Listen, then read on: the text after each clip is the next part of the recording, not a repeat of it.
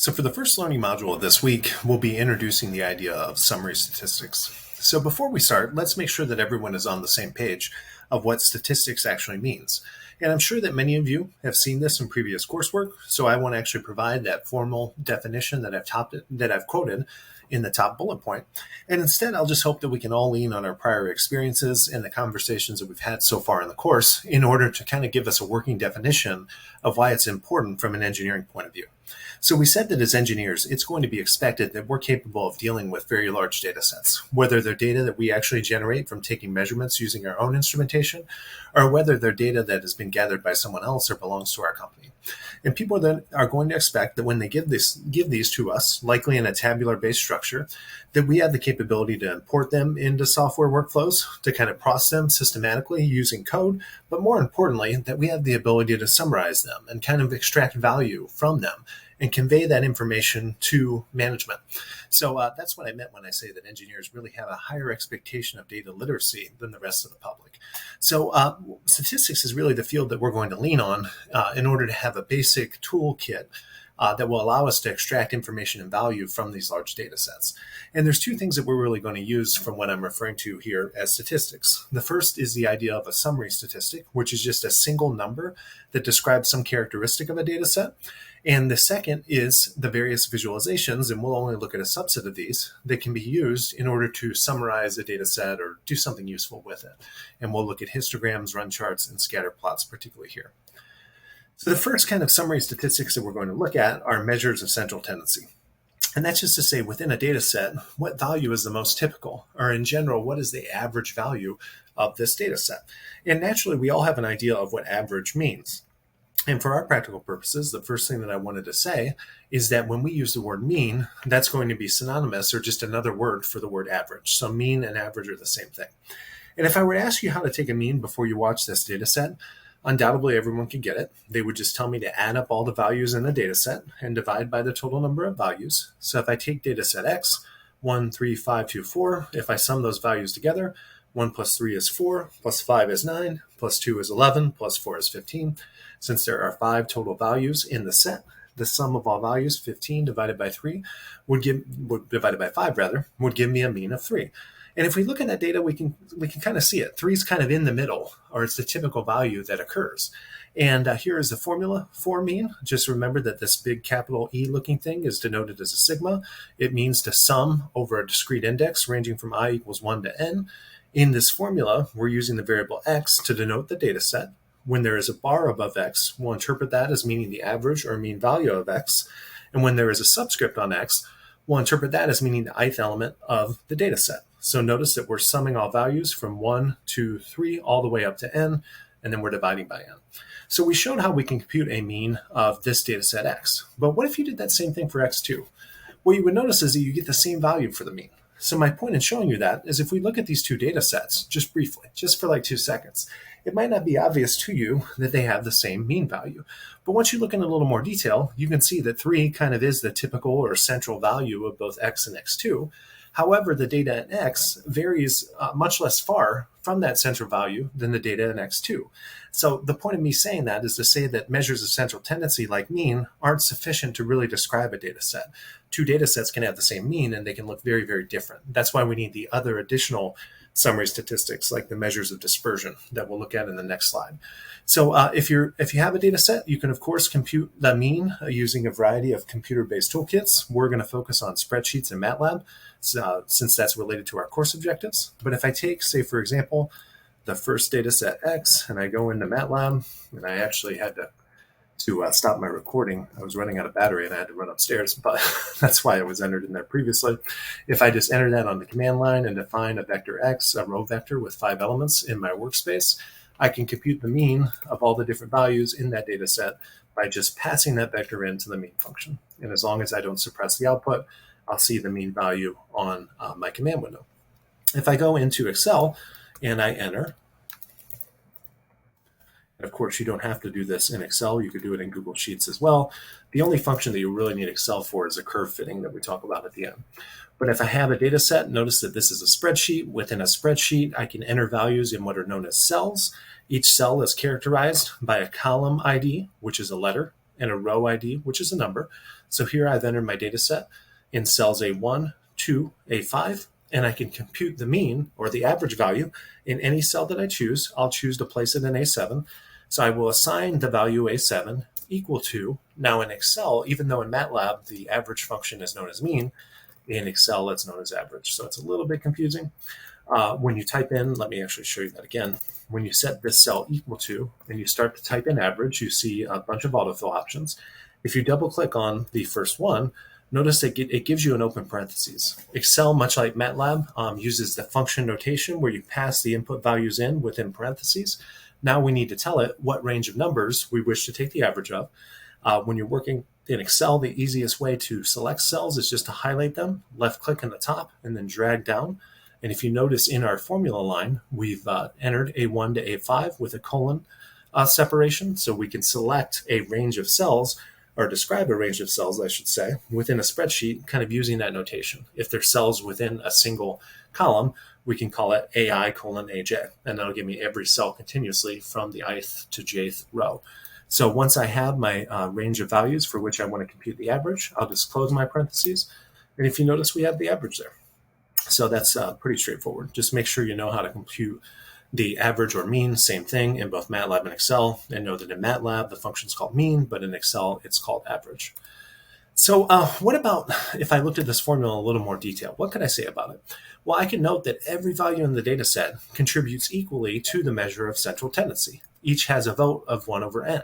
So what that's going to mean is if I have a smaller data set, like say I went back to this data set that I have here, and I copy it, and just I compute the average redundantly again. If I change one of those values to say a larger value like 10, something that's much larger than the rest of the data, notice how that average value is going to change dramatically. And that's because in a data set of 5, each one of these values contributes 1/5 to the average or mean value. So what we would say is that that mean measure of central tendency, or the average measure of central tendency, is very sensitive to what are known as outliers. And within a data set, an outlier is nothing more, at least from a formal definition point of view, than a number that is much different than the rest of the numbers. We really need to talk about probability theory and random processes in order to put kind of a strong quantitative definition of what an outlier is. But just note that it's something that we wouldn't expect given the history of data that we have. And outliers can really result from two different things. It can be that something within our system that we're monitoring just goes haywire or goes off, and it actually is a meaningful indication that something is broken. Or it could be that we just make a bad measurement. And oftentimes when we deal with data sets and the idea of data cleaning, when we see these outliers, they're things that we may want to ignore due to being a bad measurement or just an unreliable indicator of what's going on in the data. So oftentimes, particularly for small data sets, we want measures of central tendency or dispersion that aren't sensitive to those outliers. And in the case of central tendency, that measure is known as the median. So how do we get the median? Well, the key is in order to get the median, you need to take your data set and you need to order it from smallest to largest. So in the case of 1, 3, 5, 2, 10, that would be 1, 2, 3, 5, 10. And in a similar fashion, for the original data set without the outlier, it would just be 1, 2, 3, 4, 5, right? And if you notice, since there are 5 data sets, we can clearly define a value in the middle in both cases. If we look at 3, there are 2 values below and 2 values above. So we would actually call that the median. The median is an ordered-based quantity. So if you notice, when I added that additional outlier to the data set, it didn't affect the median measure of central tendency. So just to prove that to you, this is the average value for the first and second data set. If I want to compute the median, I can do it in Excel by assigning a cell value equal to. The function name is actually median. I can autocomplete that, highlight the values I want to take the median of. And if I repeat that on both the data set with and without the outlier, notice that I get the same value. And I can do that in MATLAB as well, right? The function is just called median in MATLAB. But the key thing to note there is that median is an alternative measure of central tendency for a data set, but that it's not sensitive to outliers because of that ordered-based computation. So let's talk a little bit about percentiles. You're probably familiar with the fact that the median actually represents what's known as the 50th percentile of the data set. And in general, I don't want to go into a lot of details here because it's not a statistics class, but if you talk about the nth percentile, what you're saying is that n% of the data actually is at or below that value. And that's known as an inclusive percentile. You can also have an exclusive percentile. It's related to like kind of greater than or equal to versus just a greater than type phenomenon. But just for our practical purposes, when we talk about, say, the 30th percentile of a data set, what we'll say is that's a number such that 30% of the data is less than that value. So in addition to the median, which is the 50th percentile, there's other couple ones that you want to be aware of, particularly the 25th and the 75th percentile. And oftentimes when you're reading literature, people will actually refer to that as P25 for the 25th percentile and P75 for the 75th percentile. And we'll see that the reasons that those are important is they give us an alternative way to quantify measures of dispersion as a summary statistic here in a minute. But if you're interested in using the percentile function in MATLAB, it's just PRCTILE, and you can kind of see how that would work. And the easiest way, remember, when you're using a function is to type in help directly on and just look at some of the example code. Here, we notice that percentile, as we would expect, takes two arguments in. It takes first the data set that you want to compute the percentile on, and second, the actual percentile value. So if you notice beforehand, we computed the median of x, which was 3. We should find that if we compute the percentile of x for the 50th percentile, that we also get 3, and we do. And if you notice, if you vary that up, as expected, as the percentile value increases, the value within the data set increases as well. And if you want to take the percentile within Excel, you can do that. The name of the function is percentile.inc, which means inclusive. There's also so I'll say 50th percentile here. There is also a version of this function. So notice when you start to type it, there's an exclusive as well. This is, again, just related to that or equal to type phenomenon that you want to be familiar with. And it helps to actually enter the percentile value that you want to compute. And the one thing I should have said here is, and we would have seen it if we were to use the help file, in Excel, you don't enter the particular percentile value as a percentage, you enter it as a decimal. So it's the same thing, you just type it in differently. So notice I passed in 0.5 for the 50th percentile. So how do I actually measure dispersion, or how far values kind of vary away in a data set from that measure of central tendency? Well, one of the ways that you might be familiar with is the standard deviation statistic. And here we have the formula for standard deviation.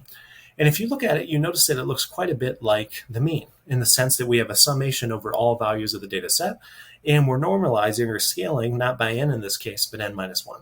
But just know that as n gets large, n minus 1 and n are basically the same thing. So we don't need to worry about why that is. If you take a course in advanced statistics, you'll see this is actually the best estimator of standard deviation for a sample of a population. But for now, just know that you normalize by n minus 1. So what are we really taking an average of? Well, here we're not taking an average of the actual data itself.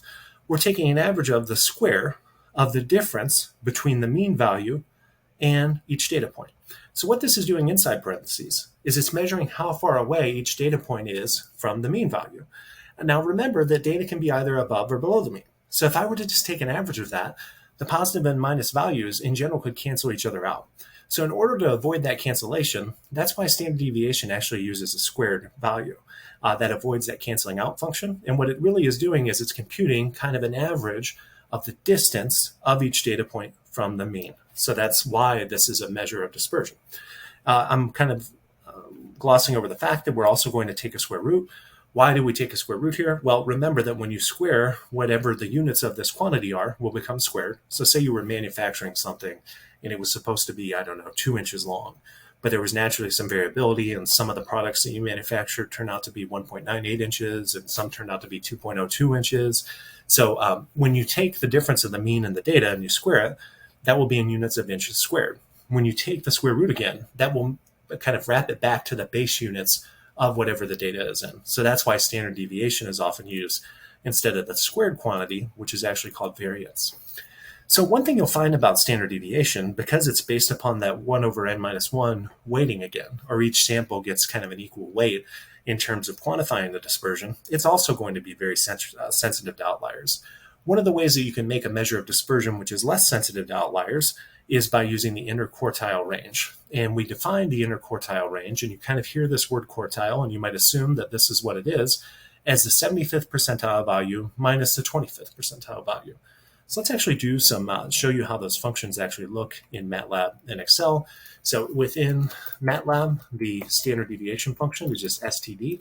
So you can compute the standard deviation of dataset X, and you notice we get 1.5811. Within Excel, if you want the standard deviation, and I have it in the slides there, but just start to type that. And you notice there's various options available to you, .p and .s.